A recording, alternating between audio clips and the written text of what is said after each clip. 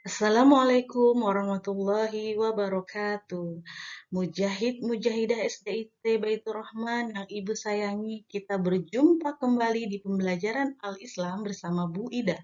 Dengan penuh rasa syukur, kita masih diberi nikmat sehat dan Allah masih memberikan kita kesempatan untuk menuntut ilmu.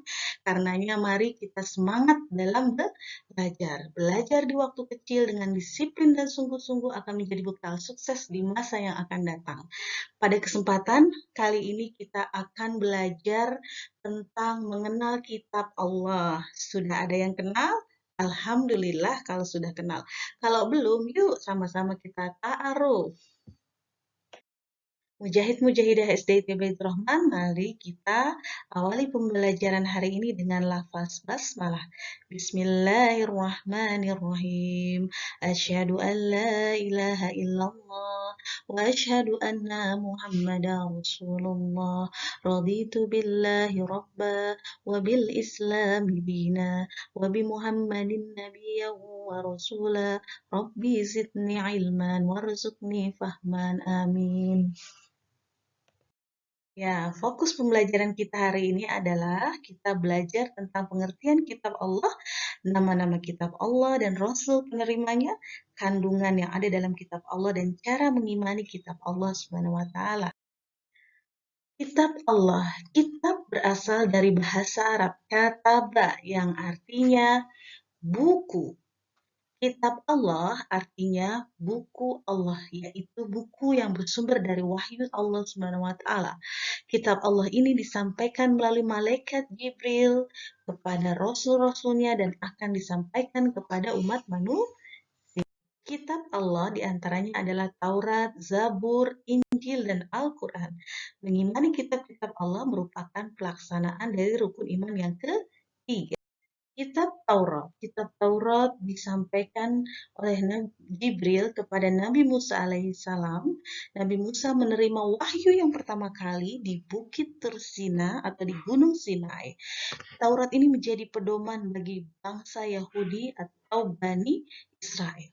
Isinya tentang apa? Isinya tentang 10 ajaran pokok Taurat.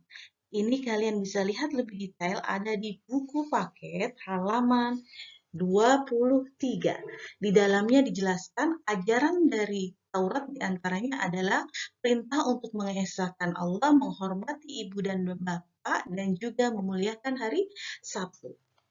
Taurat ditulis dalam bahasa Ibrani dan bahasa Arab.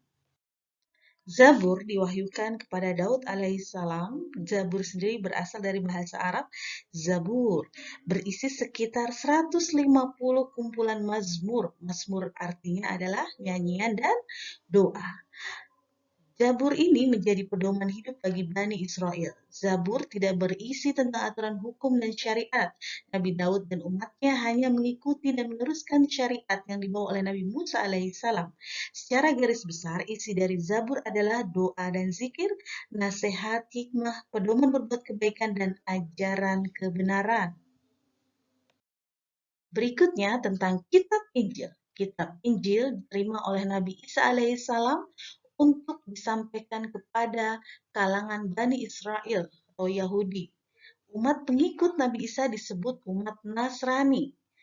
Ajaran yang terdapat dalam kitab Injil adalah berisi tentang hukum agama. Di antaranya berisi seruan dan ajakan menyembah Allah, kabar gembira tentang datangnya Nabi Muhammad SAW sebagai Nabi penutup zaman. Oke, Injil yang diberikan kepada Nabi Isa alaihissalam adalah Injil yang murni. Namun, apa yang terjadi sekarang ini? Orang Nasrani sekarang ini hanya membaca Injil terjemahan, bukan Injil yang asli. Injil yang telah banyak mengalami perubahan dan penambahan yang dilakukan oleh beberapa pengikut Nabi Isa alaihissalam yang memasukkan karangannya sendiri ke dalam Injil. Mereka adalah Matius, Markus, Lukas, Yahya. Injil tersebut kemudian diberi nama sesuai dengan nama pengarangnya. Ada Injil Matius, Injil Markus, dan sebagainya. Kita tahu sekarang bahwa Injil itu memiliki banyak versi sesuai dari nama pengarangnya. Beda jauh dengan Al-Quran. Al-Quran dari sejak awal diturunkan sampai dengan hari kiamat tetap sama isinya, tidak ada perubahan karena Allah sendiri yang menjaga keaslian dari Al-Quran. Al-Quran, kitab umat Islam, disampaikan kepada Nabi Muhammad SAW. Wahyu pertama ini diterima oleh Nabi Muhammad di Gua Hira atau di Jabal Nur melalui malaikat Jibril. Al-Quran diturunkan secara berangsur-angsur selama 22 tahun, 2 bulan, 22 hari. Isi Al-Quran terdiri dari 30 juz, 114 surat, 6.666 ayat, dan ada sumber lain yang mengatakan ayatnya berjumlah 6.236 ayat. Surat apa yang pertama kali turun? Surat yang pertama kali turun adalah Quran surat Al-Alaq. Iqra, bacalah. Kayak menandakan bahwa umat Islam harus senang membaca. Nah, membaca adalah pintu atau jendela ilmu. Dan surat yang terakhir adalah Al-Maidah ayat 3 yang menandakan sudah selesai tugas Rasulullah dan telah sempurnalah Islam, yang menandakan berakhirnya tugas kerasulan Nabi Muhammad SAW. Kandungan pokok yang ada dalam Al-Quran yang pertama adalah tauhid, itu mengesahkan Allah. Contohnya Qul huwallahu ahad, Allah itu esa. Kemudian di dalamnya juga ada tentang akhlak. Akhlak kepada siapa? Akhlak kepada Allah, akhlak kepada sesama, akhlak kepada makhluk lain. Ya. Kemudian dalam Al-Quran berisi janji dan ancaman Allah. Janji Allah akan adanya surga, pahala, keberkahan, ancaman berupa neraka, dosa, dan siksa. Semua ada di dalam Al-Quran. Al-Quran juga ada tentang ibadah, dijelaskan mana ibadah-ibadah yang termasuk wajib dan mana yang sunnah. Contoh, ada perintah tentang puasa, ada di surat Al-Baqarah ayat 183. Ada perintah tentang sholat, ada di Quran surat Al-Ma'un. Ada perintah tentang berkurban, ada di surat Al-Kautsar. Nah, di Al-Quran juga ada fikih. Fikih itu berisi tentang aturan-aturan hukum yang ada bagi manusia. Bagaimana fikih taharoh, ya, bagaimana fikih mandi wajib, ya, bagi yang sudah haid atau yang sudah mimpi, bahasa bagi yang sudah balik. Kemudian Al-Quran juga berisi tentang sirah atau kisah. Di dalam Al-Quran banyak sekali pelajaran yang bisa kita ambil dari kisah-kisah yang ada di dalamnya.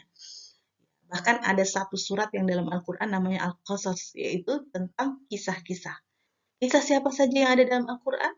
Ada kisah para nabi, mulai dari Nabi Adam sampai dengan nabi yang terakhir ada di dalamnya. Ada kisah raja. Raja siapa? Banyak.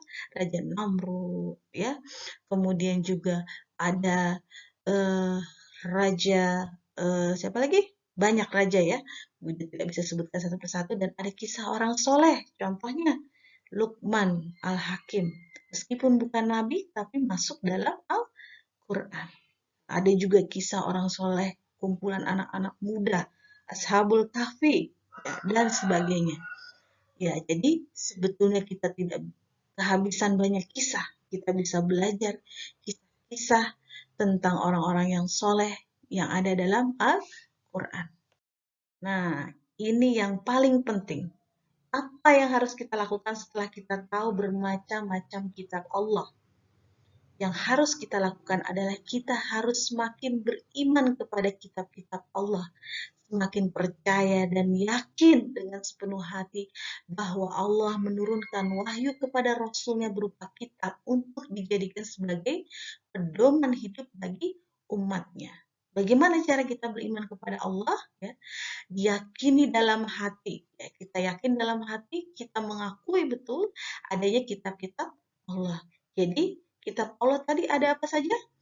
Ada Taurat, Zabur, Injil, Al-Quran. Kita tidak boleh hanya mengakui Al-Quran sebagai kitab Allah, tetapi 3 kitab yang lain juga harus kita akui sebagai kitab-kitab Allah. Tetapi Al-Quran adalah kitab yang menyempurnakan kitab-kitab yang sebelumnya.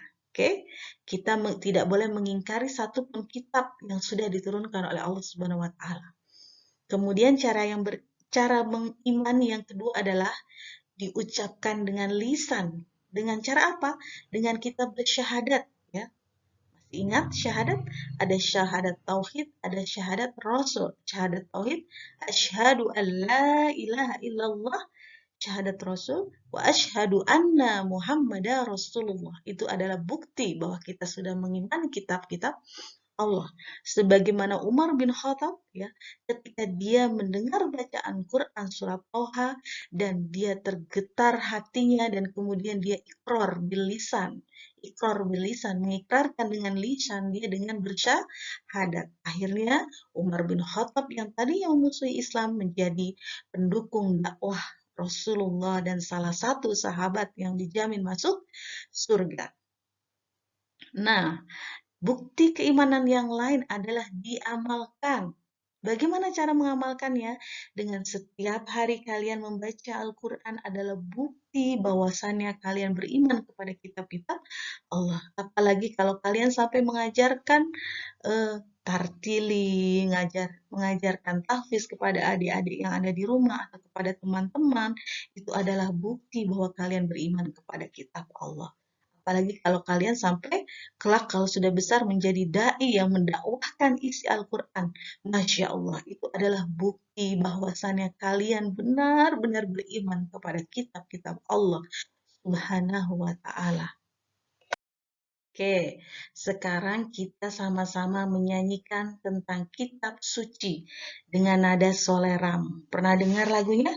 Soleram, soleram. Nah, ini kita ganti ya liriknya dengan Al-Quran dan kitab Allah yang lainnya.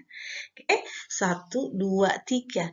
Al-Quran, Al-Quran, Al-Quran firman Allah, kitab suci jadi pedoman, teman pelajari dan kita amalkan. Taurat, Zabur dan Injil, Al-Quran penyempurnanya. Mari kita pelajari dan amalkan agar selamat dunia dan akhirat. Oke, tugas kalian adalah mencatat lagu tadi, kemudian latihan menyanyikan lagu tersebut di rumah. Silahkan kirimkan rekaman suaranya ke GCR. Nanti akan Bu Ida pilih siswa yang terbaik dari masing-masing kelas, kelas 5A, B, dan C. 1 orang Bu Ida pilih akan mendapatkan hadiah dari Bu Ida. Dan hadiah akan Bu Ida kirim langsung ke alamat rumah kalian masing-masing. Oke, selamat mengerjakan dengan penuh semangat. Alhamdulillah kita sudah sampai di penghujung pembelajaran kita pada hari ini. Kita tutup bersama dengan hamdalah. Alhamdulillahirabbil alamin dan ilaliko. Semangat ya belajarnya.